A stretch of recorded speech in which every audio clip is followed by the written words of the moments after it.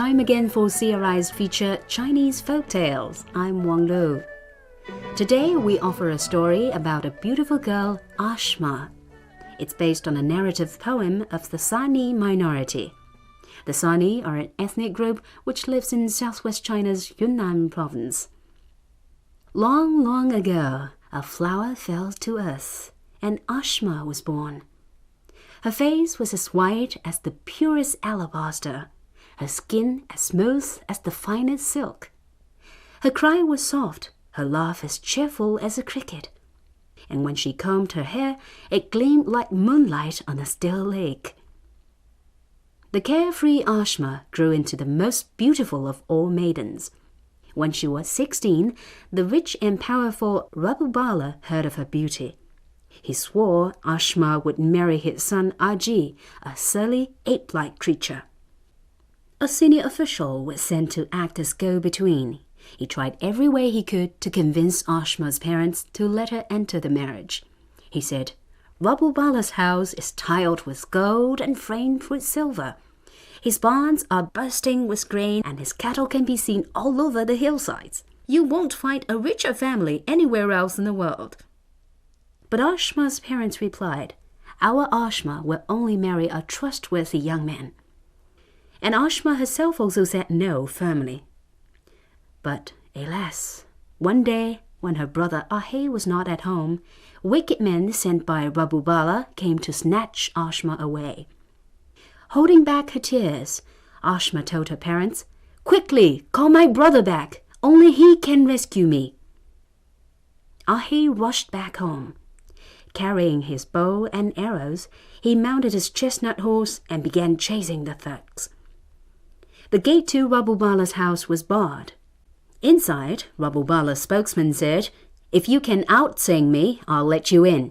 If you cannot, you must go away." After singing a whole day and a night, Ahe was still smiling and relaxed, while the official was exhausted. Unable to continue, he had to let Ahe in. Still, Rabubala refused to release Ashma. Angered, Ahe shot 2 arrows, one striking the gate and the other a pillar of the house. The whole of Rabubala's family tried to dislodge the arrows with all their strength, but in vain. Finally, they went to Ashma for help and promised to set her free. Calling her brother's name, Ashma pulled out the arrows as easily as she might have plucked a flower. This time, Rabubala had to let Ashma go with Ahe. But though he gave his consent, he swore to take his revenge. On the road Ashma and Ahe would have to take, there was a large ravine. In the ravine, between 12 steep crags, lay a brook. At Rabubala's begging, the god of the crags turned the brook to a great whirlpool.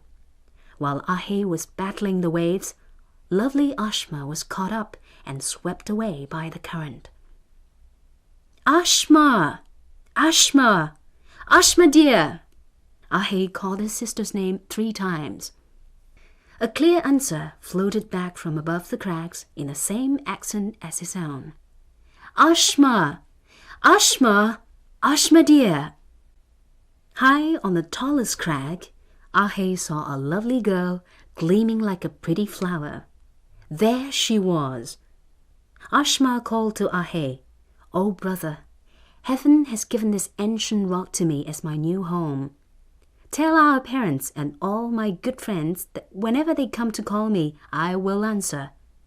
The sun may fade one day and the clouds scatter, but my soul will never be silenced." Since then, people have called her 1,000 different ways, and Ashma's voice always echoes back. And that's the story of lovely Ashma, a story told by the Sani people who live in southwest China. Hope you've enjoyed it. I'm Wang Lu. Bye for now.